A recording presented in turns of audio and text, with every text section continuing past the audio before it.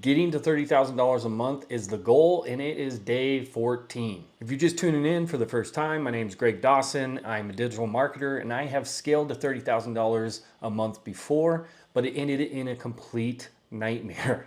I had 15 different clients with 15 different platforms and 15 different problems. I had no systems in place, I had no processes in place, and my headache just kept getting bigger every single day.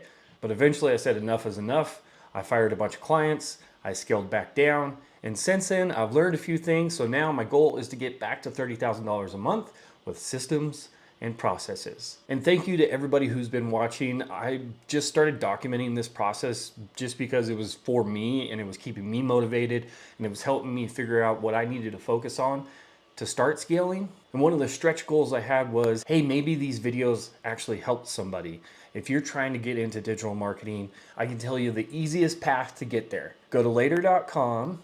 Their free resource library teaches you everything you need to know about social media marketing and how to become a social media manager. They have an entire library of resources that you can learn for free, like analytics, how to write, what to write, how to schedule, when to schedule, and everything in between. Then you take those skills, you go over to upwork.com and you search for businesses looking for social media managers. Upwork.com is my favorite. I have made hundreds of thousands of dollars from there, and it's still the same tool I'm using today to look for new business. Speaking of new business, which is the lifeblood of anybody trying to scale to $30,000 a month, I'm gonna throw some stats up here, but I believe I'm at about 16 or 17 proposals that I've submitted. 8 or so of those have been viewed, and I've had 6 people reach back out to me. Of those, 2 of them were quick little projects that I just took care of for free in hopes that I'm making connections for long-term contracts when and if those come up. And then 3 of those were actual new business calls. 1 ghosted me.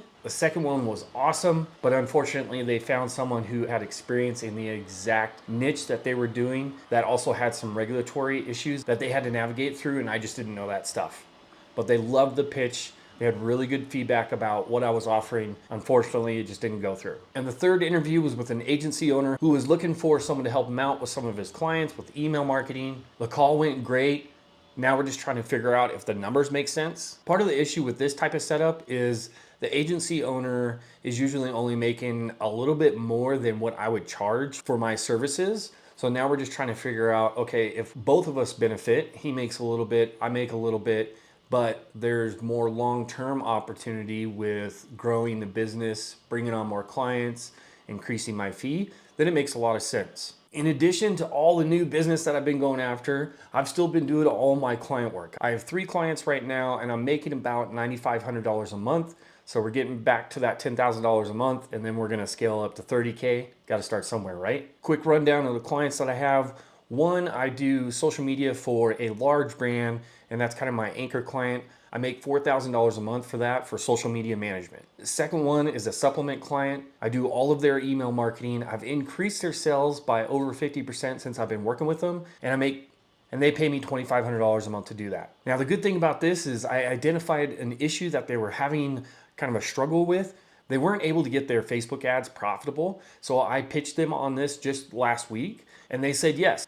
So that's an additional $1,500 a month. And then my last client is a sports event, and I handle their social media ads on Facebook and Instagram, and that's $1,500 a month as well. If I did my math right, that's $9,500 a month, and that would be closer to 15K a month, but a little bit of drama happened over the last couple months, and one of my clients that I had for about 5 years ended up bringing my position in-house, and that was $5,200 a month. But onward and upward, it happens. That's why you have to always be going after new business. You got to keep your sales pipeline full so that when those things happen, you still have opportunities coming in. That's one of the processes that I've been dialing in. New business, going after new business every single day. Speaking of new business, I'm gonna go check my Trello board that I have make.com, bringing an RSS feed of searches in, dropping them in there. I'm gonna look through them, see which ones make sense to apply to. I'm gonna submit some proposals, and then it's back to work. In addition to all of the new business, you gotta keep doing the work for your clients that you have.